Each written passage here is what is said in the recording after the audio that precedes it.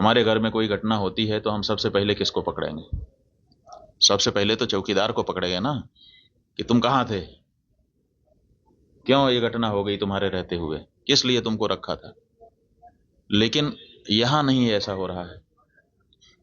यहां जो है कहते तो हैं कि हम चौकीदार हैं, लेकिन चौकीदारी अगर की गई होती, हाँ चौकीदार अगर अपने काम में पक्का होता है तो उसके ऊपर आक्रमण करके उसको कोई मार दे, लेकिन फिर कहा जाता है कि इस चौकीदार ने अपना निभाया।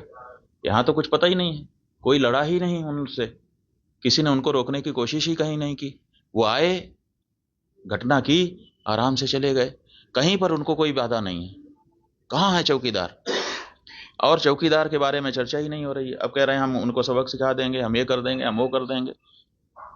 पाकिस्तान की धरती से आए थे। अरे भाई, पाकिस्तान की धरती से आए थे, इतनी जल्दी कैसे पता चल गया आपको?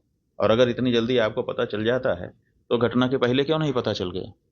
और दूसरी बात यह है कि अगर पाकिस्तान से आए तो पाकिस्तान के खिलाफ अच्छी तगड़ी कार्रवाई करिए। आप कह रहे हैं कि हम सिंधु नदी का जल रोक देंगे।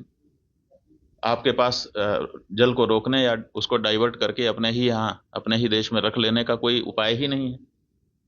हमने विशेषज्ञों से पूछा कि अगर हम सिंधु नदी का जल पाकिस्तान में जाने से रोकना चाहते हैं तो हमारे पास क्या व्यवस्था है। उन्होंने कहा हमारे पास कोई व्यवस्था नहीं है।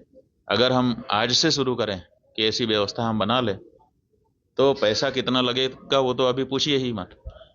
अगर पैसा पर्याप्त दे दिया जाए, पैसे के कारण एक दिन भी काम ना रुके, तब भी 20 साल लगेगा, तब हम सिंधु नदी का जल रोक पाएंगे।